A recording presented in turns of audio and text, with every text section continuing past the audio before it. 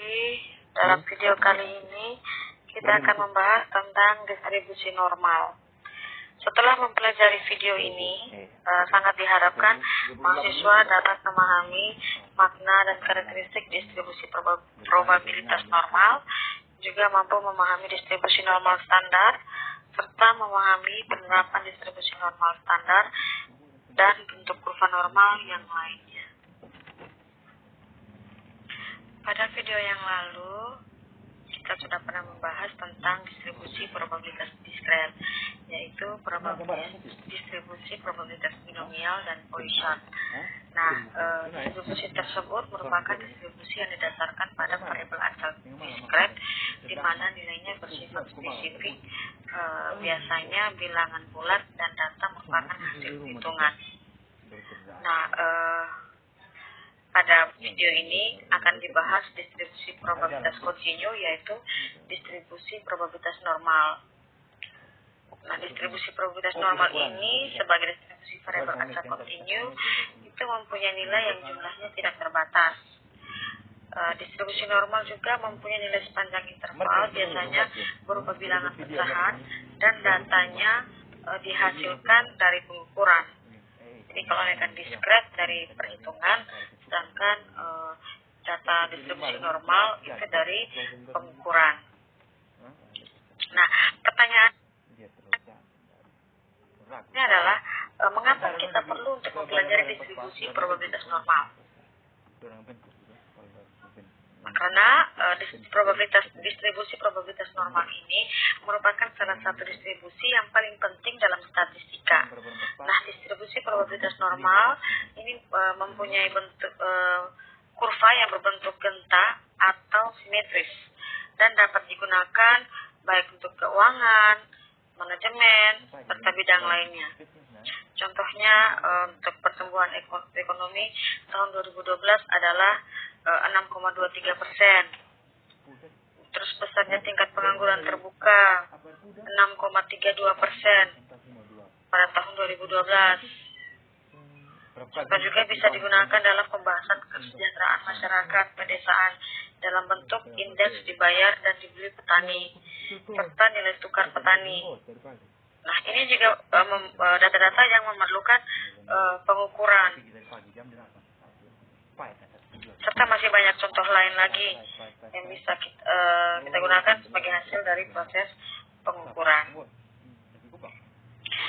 Distribusi probabilitas normal dan kurva normal itu telah dikembangkan oleh De Moivre pada tahun 1733 dan Gauss pada tahun 1777 sampai 1855 dengan menurunkan persamaan matematis dan kurva normalnya.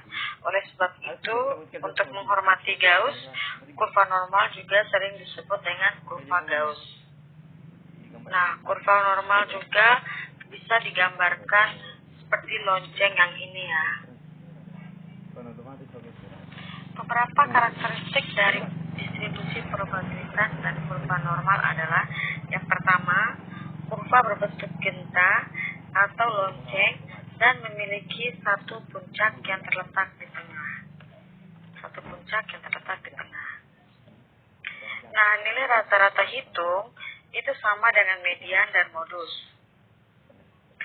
Yang berada di tengah membelah kurva menjadi dua bagian, yaitu setengah di bawah nilai mu sama dengan median sama dengan modus, dan setengahnya lagi di atas nilai mu, median, dan modus. Jadi setengahnya ini di bawah dan setengahnya di atas. Yang kedua, distribusi probabilitas dan kurva normal berbentuk kurva simetris dengan rata-rata hitungnya. Apabila kurva dilipat menjadi dua bagian dengan nilai tengah rata-rata sebagai pusat lipatan, maka kurva akan menjadi dua bagian yang sama. Ciri-ciri ketiga atau karakteristik ketiga adalah distribusi probabilitas dan kurva normal bersifat asimptotis.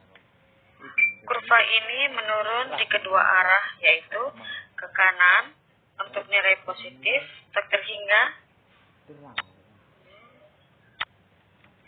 dan ke kiri untuk nilai negatif tak terhingga.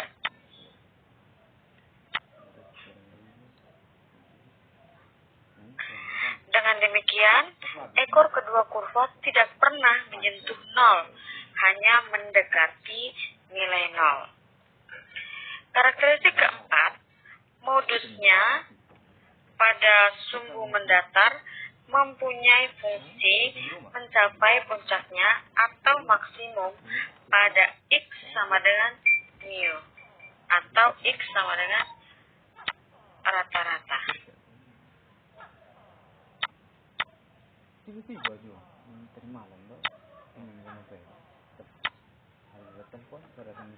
Karakteristik kelima adalah luas daerah yang terletak di bawah kurva normal tetapi di atas sumbu mendatar sama dengan 1. Nah, luas daerah tersebut terdiri dari setengah di sebelah kiri dan setengah di sebelah kanan nilai tengah. Jadi 1 kalau dibagi 2 itu 0,5 sebelahnya dan sebelahnya lagi 0,5.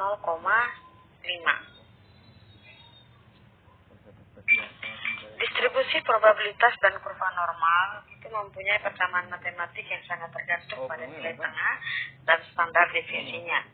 Jadi, distribusi probabilitas dan kurva normal ada satu variabel acak atau variabel X yang nilainya terletak antara minus tak terhingga dan positif tak terhingga. Itu dinyatakan dengan lambang X, N, atau yang ini yang teman-teman lihat. Dan dibaca nilai variabel acak terdistribusi secara normal dengan nilai tengah dan standar deviasi. Jadi ini X terdistribusi normal dengan nilai rata-rata dan standar deviasi. Nah, bila X suatu pengubah acak normal dengan nilai tengah dan standar deviasinya, maka persamaan kurva normalnya adalah seperti yang teman-teman lihat ini.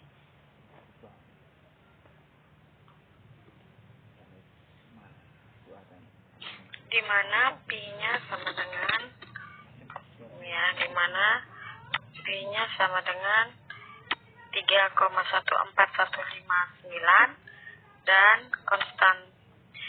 konstannya adalah 2,71828. Seperti tadi yang sudah saya bilang bahwa distribusi probabilitas normal seperti ini itu biasanya sangat dipengaruhi oleh nilai rentang hitung dan standar deviasi. Nah, maka distribusi probabilitas normal juga tidak hanya satu jenis, jadi ada beberapa jenis.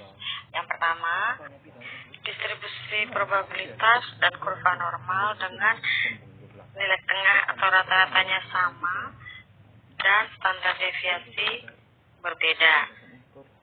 Nah, bentuk distribusi probabilitas dan kurva normal dengan nilai tengah sama dan standar deviasi yang berbeda ini sudah kita pelajari pada video yang kita membahas tentang keruncingan. Jadi, teman-teman harus ingat ada beberapa bentuk yang sudah kita pelajari, yaitu leptokurtik, bradikurtik, dan mesokurtik. Nah, kurva normal demikian ini mempunyai mean, median, modus yang sama, namun mempunyai standar deviasi yang berbeda. Semakin besar standar deviasi, maka kurva semakin pendek, dan semakin tinggi standar deviasi, maka semakin runcing. Jadi oleh sebab itu, standar deviasi tinggi cenderung menjadi bradikurtik, dan standar deviasi yang rendah menjadi leptokurtik. Nah, nilai standar deviasi yang tinggi ini menunjukkan bahwa nilai data semakin menyebar dari nilai tengahnya. Sebaliknya, apabila standar deviasinya rendah, maka nilai itu semakin mengelompok pada nilai tengahnya, sehingga parameter nilai tengah menjadi indikator yang baik bagi ukuran populasi. Jadi ini contoh gambarnya buat teman-teman lihat kembali.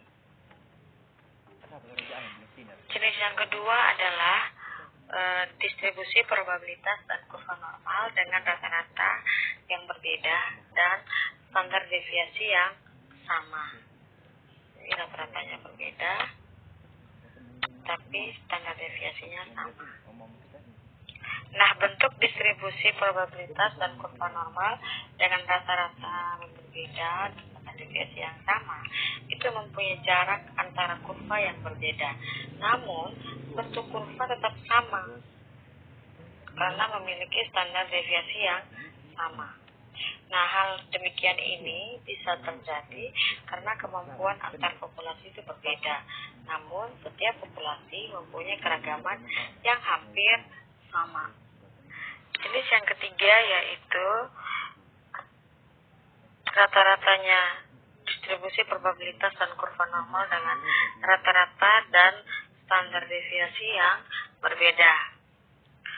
Nah, kurva yang demikian mempunyai titik pusat yang berbeda pada suhu mendatar dan bentuk kurva berbeda karena mempunyai standar deviasi yang berbeda pula. Nah, kurva demikian relatif banyak terjadi karena antara populasi terdapat perbedaan kemampuan. Di samping itu, di dalam setiap populasi juga terdapat perbedaan atau setiap populasi juga mempunyai keragaman yang berbeda.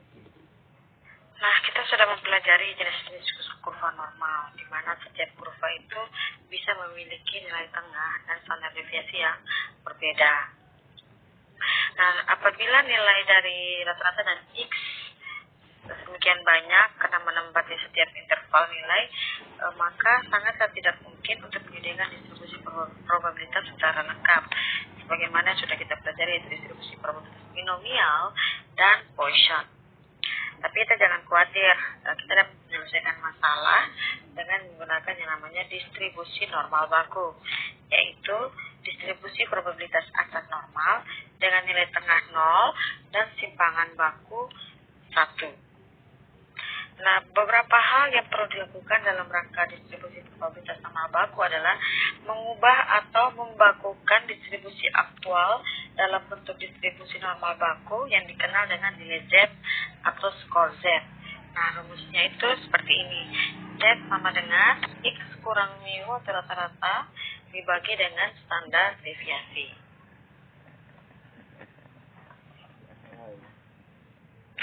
Nah, bila nilai X berada di antara X1 dan X2 atau bila nilai dari suatu pengamatan atau pengukuran berada di antara X1 dan X2, maka variabel acak Z atau nilai skor Z akan berada di antara nilai Z1 dan Z2. Nah, karena semua nilai X1 dan X2 ini mempunyai padanan Z1 dan Z2, jadi luas yang menggambarkan nilai probabilitas di bawah kurva X antara X1 dan X2 itu sama dengan luas daerah di bawah kurva Z antara Z sama dengan Z1 dan Z sama dengan Z2. Dengan demikian, nilai X dan nilai Z dapat dinyatakan sebagai berikut, yaitu sebagai probabilitas X lebih besar dari X1 dan lebih kecil dari X2 itu sama dengan Z lebih besar dari Z1 dan lebih kecil dari Z2. Nah, berikut ini adalah contoh transformasi dari X ke Z. Untuk membantu kita juga dalam mencari nilai Z, skor Z-nya, probabilitas Z-nya itu, kita juga menggunakan tabel distribusi normal baku. Nah, tabel distribusi normal baku, ini salah satu contohnya adalah jika Z, probabilitas Z itu lebih kecil dari min 1,95 dan lebih besar dari 1,96. Maaf ya, untuk min 1,96. Itu sama dengan probabilitas Z lebih kecil dari 1,96 dan lebih besar dari 0 ditambahkan dengan probabilitas Z lebih besar dari 0 dan lebih kecil dari 1,96. Jadi contohnya, jika ini kurvanya, kurva normalnya, berarti ini adalah nilai tengahnya, Z sama dengan 0, maka di sini Z adalah hasil tambah antara Z lebih kebesar dari min 1,96 ini ya, lebih besar dari min 1,96, 1,96 min, dan lebih kecil dari 1,96. Jadi ini, luas ini, jarak antara 0 dan min 1,96 ditambah ini ya, ditambah dengan jarak yang ini, yaitu 0 sampai 1,96. Jadi ini yang mau kita cari. Nah, cara mencarinya itu bisa juga kita menggunakan tabel distribusi normal. Maka nilai yang kita cari adalah nilai berapa sih nilai Z-nya, probabilitasnya dari 1,96. Nah, di sini sudah disediakan contohnya. Jadi cara membaca tabel untuk kolom pertama ini, teman-teman, yang ini adalah membaca nilai awal dengan desimal pertama. Jadi misalnya 1,9, maka yang kita cari adalah 1,9. Jadi 1,9-nya ini ya, teman-teman. Sedangkan untuk yang desimal kedua ini ibaratnya dikurang sehingga dapatnya 0,06. Nah, 0,06 ini untuk membaca probabilitas Z yang secara baris pertama mendatar. Ya. 0,06 itu ini ya, teman-teman. Nah, berapa sih nilai probabilitasnya ya? Kolomnya itu 1,9 dan barisnya adalah 0,06. Dan ini hasilnya, yaitu 0,4750.